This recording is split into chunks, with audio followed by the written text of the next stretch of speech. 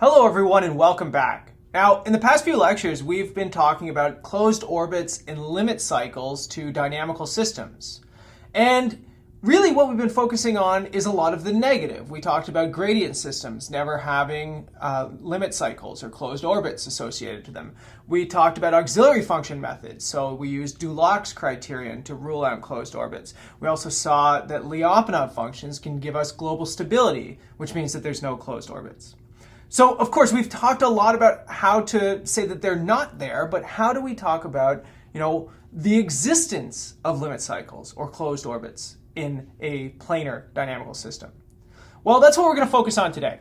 We're going to focus on a particular important theorem in the study of planar dynamical systems, which is called the Poincaré-Bendixson Theorem. Okay, so there's Poincaré again, one of our, the most famous and most important people in all of the study of dynamical systems.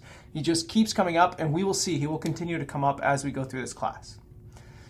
Now, the Poincaré-Bendixson theorem is one of these theorems that, depending on the source that you look at, it could be stated in a really, really complicated way or a really, really simple way. And it can be stated very, very precisely, maybe if you're taking a graduate course on differential equations or dynamical systems where they will mention things like omega limit sets. Or what we're going to do in this lecture is we're going to talk about the Poincaré-Bendixson theorem in really, really simple terms and really say, what it says about a planar dynamical system and how it can be applied, okay? So since this is your first introduction to the theorem, we're not going to give a precise statement of it, but what we're going to do is we're going to show how it can be used in practice, okay? The other piece of this is we are certainly not going to prove the Poincaré-Bendixson theorem because it turns out that it actually takes some pretty complex math that is well beyond the scope of this class. Okay, so what is it that the Poincaré-Bendixson theorem says? Well, if we've got ourselves a planar dynamical system, okay, so I'm using vector notation here to denote a planar dynamical system. So I'm saying this function f goes from R2 into R2. It's a planar vector field, planar meaning 2 dimensions. Well, what the Poincaré-Bendixson theorem says is that if you can find a region in the plane, I'm going to just sketch it out. I'm going to call it R for region, okay? If you can find a region in the plane that is what's called forward invariant. What does it mean to be forward invariant?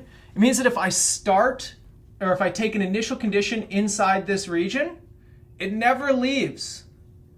It kind of just wanders around, but it can never get out of that region. You are trapped. This is sometimes called a trapping region. Well, what the Poincaré-Bendixson theorem says is that really only one of two things can possibly happen in here. Okay? So one, you approach a fixed point. Okay, we've seen that lots, right? So eventually this thing might settle into a fixed point. Or two, you approach a limit cycle. Okay? So this thing is stuck inside of this region. Again, you have to find the region. If you can find a region that's forward invariant, then the only two things that can really happen inside of there are that you can approach a fixed point or a limit cycle.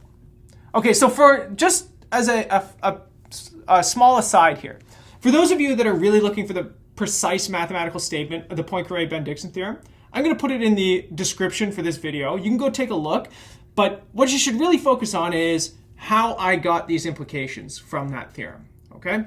But for now, let's look at this. How could I possibly use this in practice to determine the existence of a limit cycle? Well, what I could do is I could build a trapping region that doesn't have any fixed points in it, right? Fixed points are relatively easy for me to find. We've been doing it over and over and over in this class. So in principle, I could find all of the fixed points of a dynamical system. I could find a forward invariant region R, and I could exclude fixed points from it. And then I can use the Poincaré-Bendixson theorem to tell me that there has to be a closed limit cycle in here. So some sort of closed orbit that just keeps going around and around and around. All right. let's do an example. Okay, let's start off with an example in polar coordinates. Okay, so we played around a little bit with polar coordinates already. They sort of make things simple in the sense of talking about rotations in the plane. They sort of have this natural correspondence when we talk about radial and phase variables. We talk about swirling a whole lot here. So this is sort of a natural place to start whenever we start talking about limit cycles. And let's take a look at this. Theta dot is equal to 1. Okay, so it's a uniform oscillator. Constant swirling motion, just like we've seen over and over and over again. But take a look at the radial form here. The radial form is much more complicated, right? So you have this radial dependence right here, but then you also have a phase dependence, right? So you have your radius is being sort of modulated by your angle in the plane here. Now, we have actually already shown that when mu is equal to 0, there is a limit cycle. This was the first example that I did when I introduced you to limit cycles. Okay, so if I cover up this piece, it's pretty easy to see. You take r equal to 1. That means that you're a constant radius 1 from the origin. And you are always moving around because you have this uniform movement in the phase variable.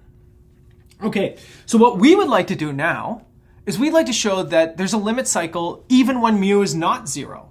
So when mu is slightly positive, we can actually use the Poincaré-Bendixson theorem to prove the existence of a limit cycle here. So how are we going to do this? We're going to build a trapping region. So we're going to build a trapping region, right? That is going to be an annulus, okay?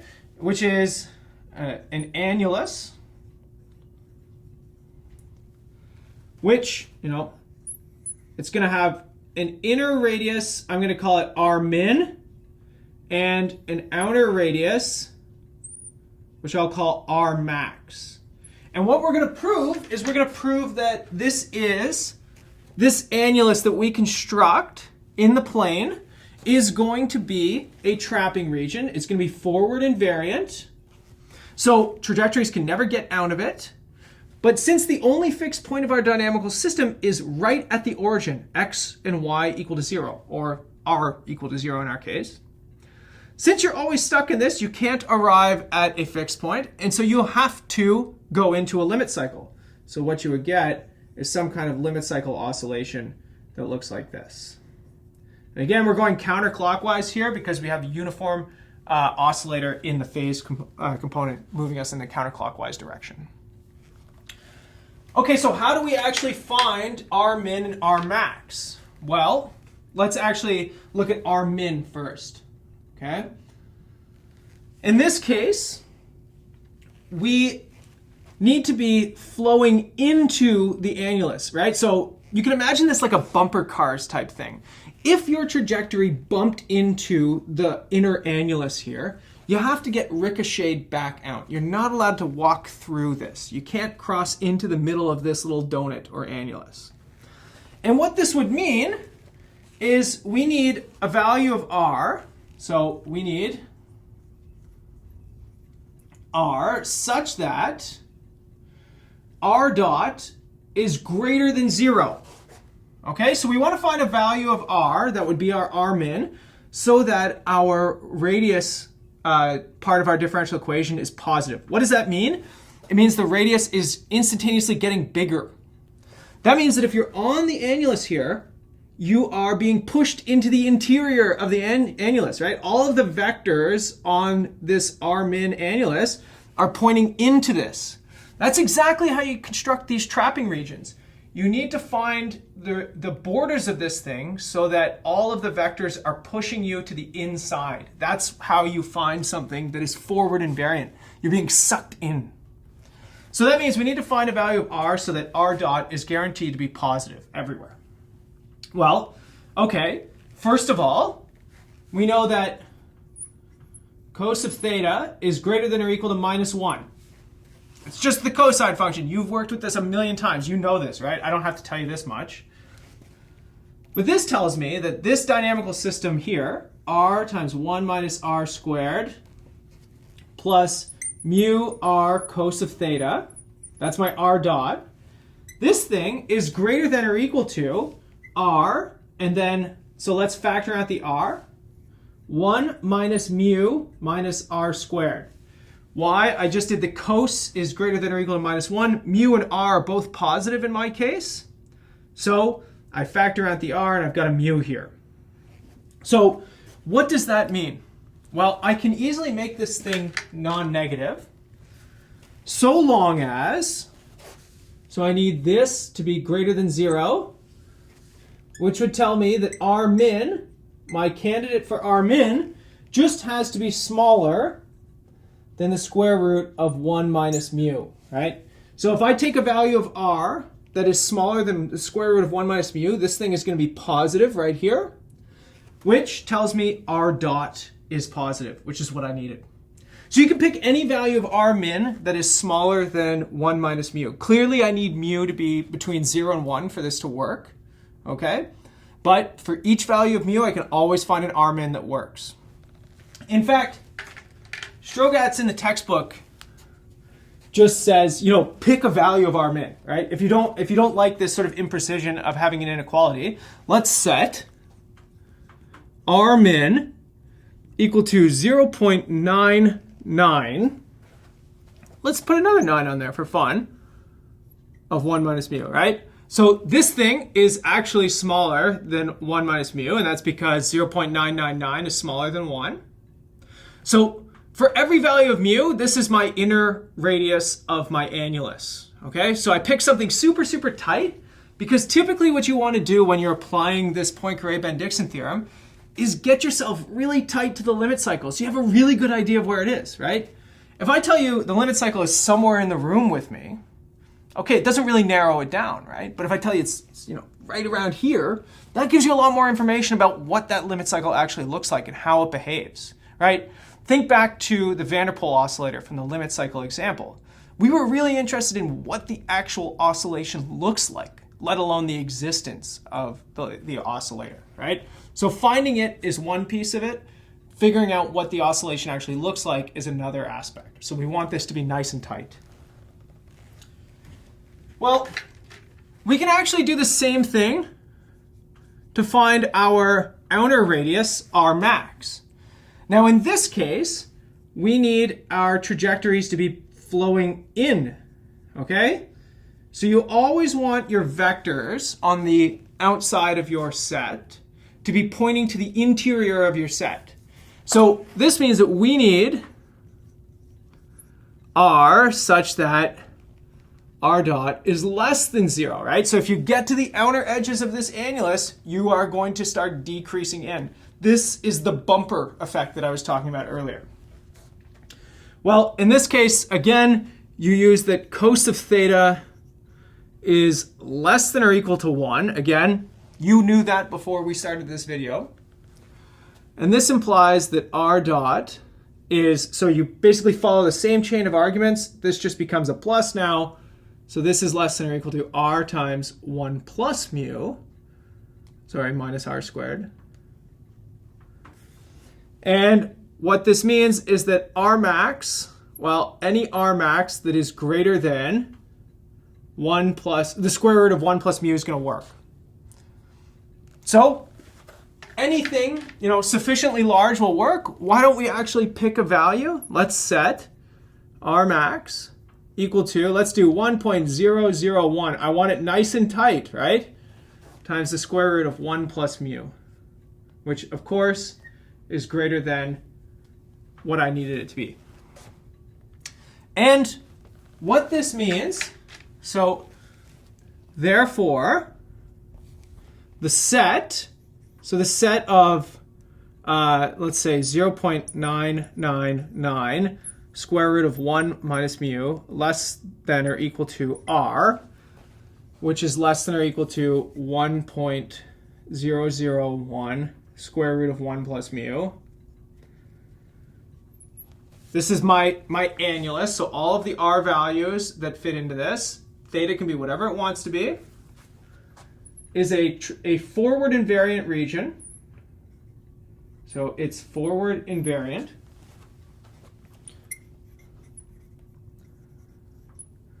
And so by the Poincaré-Bendixson theorem, Poincaré-Bendixson PB theorem, there exists a limit cycle in this region. And again, think about how I'm applying this. Okay, so this is going to work, for all mu between 0 and 1, of course, right? So I can include 0 here because we already proved that there is a limit cycle for mu equal to 0, but I have this upper bound of 1 because this thing actually needs to stay positive or else this isn't going to work. But essentially, I've got an annulus region. There are no fixed points inside of the annulus, and that comes from the fact that, r equal to 0 is the only fixed point here. Since r equal to 0 is not in the annulus, Poincaré-Bendixson theorem says that since I'm stuck in it, the only thing that I can do, essentially swirl around and approach a nice limit cycle inside of this thing. Okay, so this is how you apply the Poincaré-Bendixson theorem in practice. Okay, let's do a harder example. Okay? In polar coordinates, sometimes this is a little bit easier, and a lot of it comes down to these sort of clever annulus regions. Let's do one that's a little bit more complicated. Okay, so in this case, I'm going to do a model for glycolysis. Now, this is a very, very famous model, primarily for its study associated to the Poincaré-Bendixson theorem. I'm not going to testify too much about how accurate this is as a model for glycolysis because this is sort of outside of my range of expertise, right? I'm paid to be a mathematician. I am a mathematician. But nonetheless, what this is proposed for is as a model for glycolysis. Now, if you're not familiar with glycolysis, this is when living cells obtain energy by breaking down sugar. So for example, in yeast cells, as well as in yeast or muscle extracts, glycolysis can proceed in an oscillatory fashion. So what that means is that concentrations of various intermediates, they sort of wax and wane with a period of maybe several minutes. And in particular, what I want to look at is a model for glycolysis that was introduced by Sel'kov. So SEL''KOV. I believe this is a Russian mathematician. This was in 1968. And here's his sort of simple model. It's a planar dynamical system. I'm going to write it in Cartesian coordinates, so x, y coordinates. This is equal to minus x plus ay plus x squared y. And y dot is going to be b minus ay minus x squared y. Now, again, I'm not an expert in biology, so you might have to sort of look up this model yourself. I believe it's even on the Wikipedia page for the Poincaré-Bendixson theorem. Again, I'll link to it in the description of this video if you want to read more about this model. But in this case, x is representing the concentration of ADP, and y is the concentration of F6P. Again, outside of my pay grade. But nonetheless, we got a dynamical system where we are very much in my pay grade. In this case, we have two parameters, A and B. These are kinetic parameters that are associated with the system. So we might not know exactly what these are. Maybe we can sort of estimate them from data. But for now, we are going to just leave them as general parameters. We're going to look at what happens for all values of A and B. Now, when it comes to trying to understand and apply the Poincaré-Bendixson theorem, the first thing we need to do is try and get an idea of the dynamics of this differential equation. Good thing we've been doing that for many, many lectures, okay? So how do we proceed? Well, we would proceed if I gave you this in any other context. You would start by sketching out the nullclines. So let's start there. What are the nullclines associated to this dynamical system? Well, if x dot is equal to 0, then this tells you you can isolate for y here. And this would give you y is equal to x over a plus x squared. Okay, so one of our null lines is the curve y is equal to x over a plus x squared. And on that, all vectors are vertical. Another one is when y dot's equal to 0, and this one y, again, you can isolate for y right here. Y is b over a plus x squared. Okay, and again, on this null line, all vectors are horizontal. Now, we've already seen that the intersection of null lines represents the fixed points of the system. So the next thing that we're going to do is we're going to sketch up these null lines, and we're going to look at the vector field associated with this. Let's sketch these null lines. So here's my xy plane. In my case, since I'm looking at concentrations, I'm just going to sketch the positive quadrant of this plane. You're more than welcome to sketch the entire thing. You'll just notice that nothing really interesting happens in any of the other three quadrants. Okay, so this is sort of the foresight of me, having already done the problem. I know where to look. But again, if you were doing this on your own, you could easily sketch out, the whole plane. Okay, so the first null line looks roughly like this. So it's y is equal to x over a plus x squared. Again, these are just sketches. I don't have the exact dynamics here, or the exact curves. Again, I don't know what a is, but roughly, that's what it looks like. It asymptotes to 0 as x goes to infinity. The other one is going to sort of take this general shape, and this would be y is equal to, that's probably too high up for everyone to see. Let's put it over here.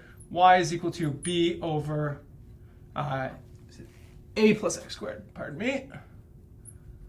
All right, so when x is equal to 0, it goes through b over a over here. Okay, I'm just going to throw a couple arrows on here. I'm not going to do a whole direction field or vector field. But essentially what you get on this component, you're pointing up. And on this component, you're pointing down. You can see an intersection of the null lines at a fixed point right here. And then on this component, you're sort of flowing to the right. On this component, you're flowing to the left. And you can kind of fill in, you're probably getting pretty good at this by now, hopefully, if you've done lots of examples. But what I want you to notice here is you see the swirling, right? So first of all, this is a classic thing that we see with limit cycles, right? The swirling motion, this periodic motion. So already, having sketched this out, it tells me that there is a distinct possibility for a limit cycle in here, right? Because I can already see the swirling of the vector field. Another piece of this is that my fixed point, let's actually write down what it is. It is at the point b, comma, b over a plus b squared. How did I find that? It's just the intersection of the null lines. It's this point right here. Set these two things equal to each other. Solve for x. You can see that x could be equal to b. That'll give you the y value as well. So the question is, how do we want to construct a trapping region to this thing, right? So I'd like to apply the Poincaré-Bendixson theorem. Well, here's what I'm going to do. I'll draw a smaller version of this. Now, let me just throw the two null lines on here because they become important. And something like this. Again, maybe not to scale. It doesn't matter. Just get a feel for what's going on. And a big piece of this class is about intuition. And here's what my trapping region is going to look like. It's going to be flat up on the box here. And it's going to come to this point right here, which is b. It has the same x value as the fixed point. But remember, b over a is right here. So it's a little bit higher than the fixed point. Then I'm going to have a diagonal line that goes down like this. And eventually, at some point, it's going to cut over. And then I'm going to use the axes as well. So this is a very complicated, it's a 1, 2, 3, 4, 5-sided shape. I need to check every single side of this to confirm that I'm actually flowing inwards. And then, if I can do that, the Poincaré-Bendixson theorem tells me that I either wind up at the fixed point or a limit cycle. So we can deal with that in a moment, but let's deal with actually showing that we're sort of flowing in. And we're going to pick, we're going to sort of scale up from easier to harder as we go, okay? So let's go component number 1. We're going to go y equal to 0. That's the easy one. That's a really nice one. So the y equal to 0 component. So let's number it. Let's say that's 1 right here, okay? Well, on y equal to 0, my y dot equation for my differential equation is just equal to b. What does that mean? Well, b was assumed to be positive. So that means that everywhere on this line, vectors are pointing up. The y component is positive. They could be pointing to the left or to the right, doesn't matter. But the fact is they're pointing up, which means they're pointing into the region that I'm interested in. Remember, this was the condition that I needed for a trapping region. So this implies that vectors point into or in on the x-axis, okay? So it's very, very important that you see what's going on here. 2, let's do x equal to 0. So the second sort of easy part is the other axis. Well, when x is equal to 0, x dot becomes a times y. Again, look at the component of the x-axis that I care about. It's positive values of y. It tells me I am positive. So why is that important? It tells me I'm flowing to the right. It doesn't tell me if I'm going up or down, but look at where I am. The only thing that matters is flowing to the right. I got to be pointing in.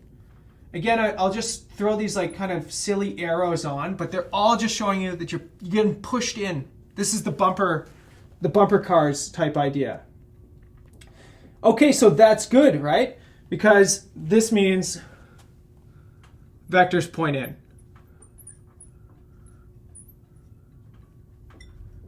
On the y-axis. Okay, 2 out of 5. Let's do another one. Let's do this part up here. Okay, number 3. So that is x is between 0 and b. So here, right like this. And y is fixed at the value b over a. Okay, that's this tiny little line segment right here. Okay, so what do we want? We want vectors to be pointing downwards, right? So that means that we're going to focus on the y dot piece. Now in this case, y dot is equal to b minus a times y, which is b over a, and then minus x squared times y, which is b over a. Now you can see that some pieces are going to simplify really nicely for us. And here I get minus bx squared over a, which is going to be always less than 0 because x is positive. So that means, again, I don't really care about what the x piece is doing, but I'm being pushed downward. Take a look at all my arrows coming up from below, coming in from the left, coming down from above. That's the key here. So I'm just going to use a check mark to say this is good. Let's keep going. The diagonal line is hard. Okay, here's the hard one. And it's sort of hard just because it takes a little bit of work. It's a little bit difficult to think about. Also, I didn't tell you what the equation of the line is, right? So the equation of this line is going to be x plus y is equal to a constant.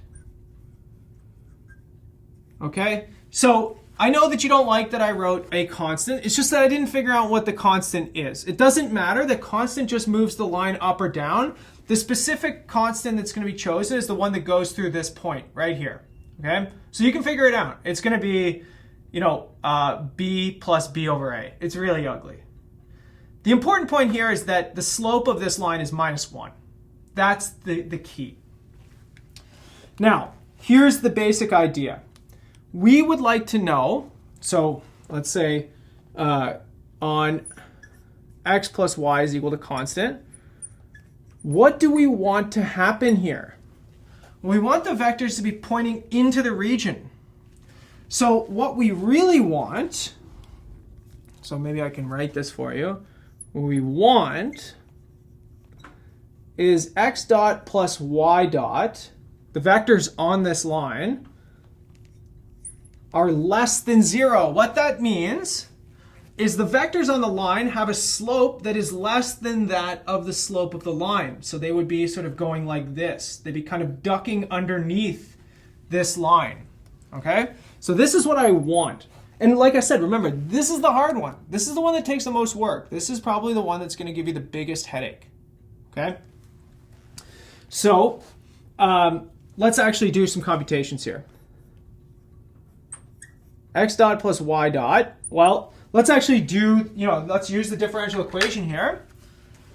This simplifies really nicely, right? This actually simplifies to b minus x. Just a bunch of terms completely disappear from this thing once you use the differential equation. Okay, but what's important about this line? I'm always looking at x larger than b. So on this line,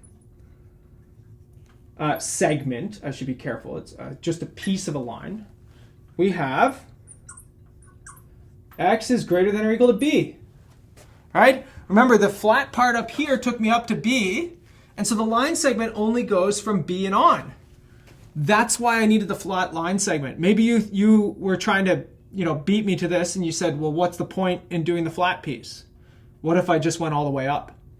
I actually remember the first time I did this problem on an assignment, and I used just a line all the way up. And I overlooked this piece of the problem, and I ended up getting it wrong. And now it's sort of stuck with me. I'll never forget that. But this is exactly why I need this flat sort of roof on this thing.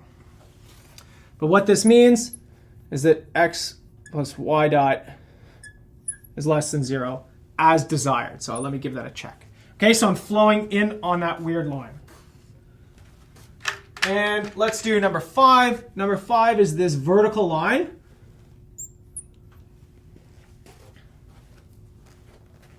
And it doesn't really matter where the vertical line goes to as long as you go out far enough. Okay, so again, this is sort of the fluffy part of this problem. You could potentially just extend all the way down so you have a corner, but corners are kind of hard to work with. So we'd like to have just some semblance of a line here.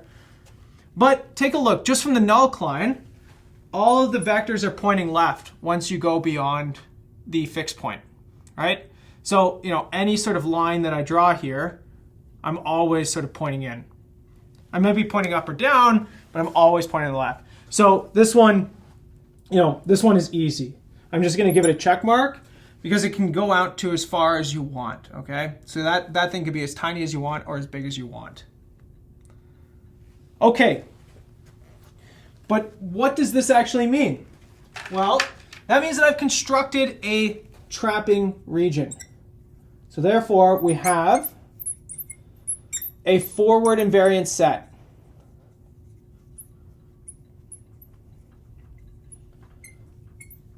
It tells us that any initial condition that starts in this, five-sided figure has to be stuck inside that five-sided figure.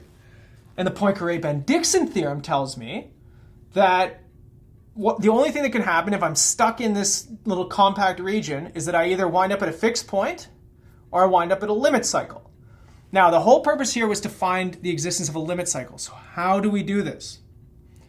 Well, we could potentially wind up at the fixed point. But think about this. Maybe pause the video and think about this. What's a case where I know I'm not going to wind up at the fixed point?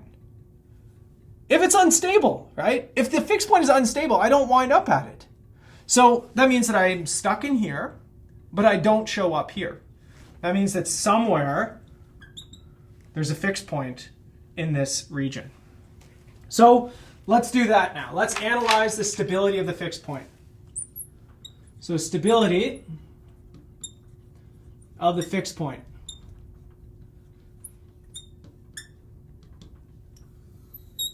Well, in this case, again, we've done this. We need to find a Jacobian. So our Jacobian is going to be minus 1 plus 2xy, a plus x squared, minus 2xy, and minus a plus x squared. Okay, so that's just the matrix of partial derivatives.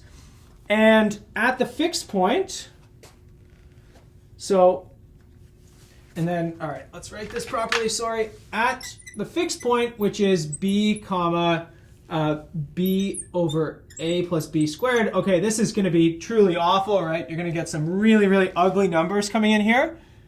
But it's a 2 by 2 matrix. I can use the determinant and the trace, right? So you get the determinant is going to be equal to a plus b squared, which is always positive because we assumed a and b are both positive. While the trace is going to give you a really ugly formula.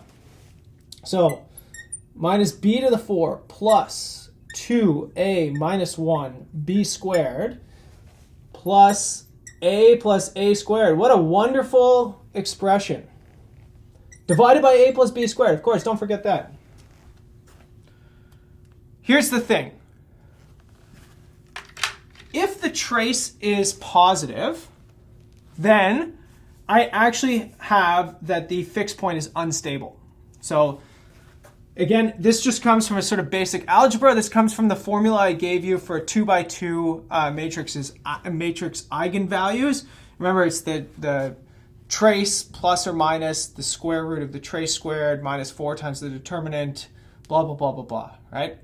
So since the determinant is positive here, then we're going to get instability only when the trace is negative. So let's actually write this. I mean, I'm kind of running out of board space, but if the trace is less than 0, this implies the fixed point is unstable. Okay, so if you're having trouble sort of seeing this, I want you to try and work through this. Actually write down the formula for the eigenvalues and figure out, one of the eigenvalues has to be either positive and real or have positive real part. And the opposite case, if the trace is positive, then the fixed point is stable. So actually, we get this really crazy curve in parameter space that tells us where we have a limit cycle and where we don't have a limit cycle potentially. So let's just sketch it out.